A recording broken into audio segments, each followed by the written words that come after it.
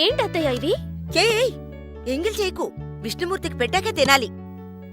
ఈ రోజు విశేషం ఏంటి? కేదార వ్రతం సుమంగళికి చాలా మంచిది. ఉదయం నుంచి ఉపవాసం ఉండి నియమనిష్టలతో ఎంతో భక్తితో ఈ వ్రతం చేస్తారు. వ్రతం పూర్తయిన తర్వాత ఈ పసుపు తాడు కట్టుకోవాలి. తాళిని కూడా విప్పి కట్టుకుంటారు కదా? పర్వాలేదే, నీకు తెలుసన్నమాట. మా బామ్మ చేసేది నేను చూశాను. ఈ తాడుని నా చేతికి కట్టేది కూడా. అప్పుడు నీకు పెళ్ళవలేదు కదా, అందుకే చేతికి కట్టుంటారు. ఇప్పుడు నువ్వు దీన్ని మెళ్ళోనే కట్టుకోవచ్చు. భర్త బావుండాలని మనసులో కోరుకుని ఈ తాడు కట్టుకో, తప్పులేదు. రవి, నీ విషయంలో నేనుగాని మీ అమ్మగాని ఎప్పుడూ తలదూర్చాం. అదేవిధంగా నిన్ను అది చెయ్యి ఇది చెయ్యని మేమెప్పుడూ మా కోసం బలవంత పెట్టనూ లేదు. మీ ఇద్దరి సంతోషమేరా మాకు ముఖ్యం. ఇలా చూడండి మావయ్య, చూసారా?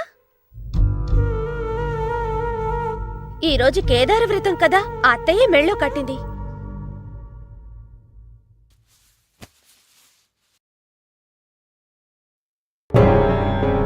బుద్ధుందా లేదా నీకు?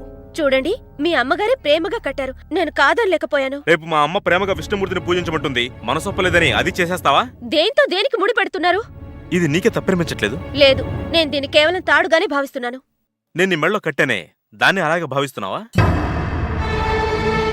నేను క్రిస్టియన్ గా మారిన తర్వాత మా ఇంట్లో దేనికి నన్ను కంపెల్ చేయలేదు. మీ అమ్మగారే కదా దీన్ని కట్టారు. ఎందుకు? ఎందుకంటే నీకు ఇది ఇష్టమేనని ఆవిడకి అనిపించింది. నీ దగ్గర మాత్రం ఎందుకు అలా ప్రవర్తిస్తారు? మన విశ్వాసం స్ట్రాంగ్ గా ఉంటే మన యుద్ధకు ఎవరూ రాలేరు.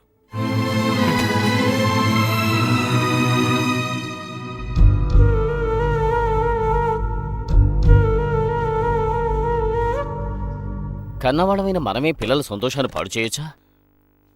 నువ్వెందుకే కోడలికి వ్రతం దారం కట్టావు? దీనికి కూడా గొడవ చేస్తున్నాడా? నచ్చకపోతే విప్పేస్తే పోతుంది కదా, వాడెందుకిలా రాద్ధాంతం చేస్తున్నాడు? ఇప్పుడు అర్థమవుతుంది. నీ కొడుకు క్రిస్టియన్గా మారిపోయాడనే కోపం ఒక విధంగా ఇంకా నీ మనసులోంచి పోలేదు. అందుకే నువ్వు ఇలాంటి పనిచేశావు. లేదంటే నీ కొడుకు ఏది ఇష్టమో కాదో నీకు తెలీదా? ఇలా చూడు, సెన్సిటివ్ విషయాల్ని చాలా సెన్సిబుల్గా హ్యాండిల్ చేయాలి. అది నీకు తెలీదు, నీ కొడుక్కి తెలీదు. నీకెందుకమ్మా ఇవన్నీ? రే, నీకు నీ జీసస్ మీద ఎంత నమ్మకం ఉందో అంతే నమ్మకం నీకు నీ భార్య మీద కూడా ఉండాలరా.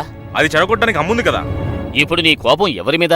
వదిలేండి నానా, ఇక నుంచి ఇలా ఎంకరేజ్ చేయొద్దని మీరు చెప్పండి. రేయ్, నేనేదో తన మెళ్ళో కట్టాననుకో, తన బుద్ధేమైందిరా? వంశపారంపర్య క్రిస్టియన్స్ కూడా ఇంతగా పట్టించుకోరు. ఇలా కొత్తగా మారిన వాళ్లే అనవసరంగా రెచ్చిపోతారు. మధ్యలో చూపుచ్చిన వాళ్ళకేనమ్మా కళ్ళ విలువ ఎక్కువగా తెలుస్తుంది. తమసోమ జ్యోతిర్గమయ, చీకటిలో ఉన్న నన్ను వెలుగులోకి తీసుకువెళ్ళు.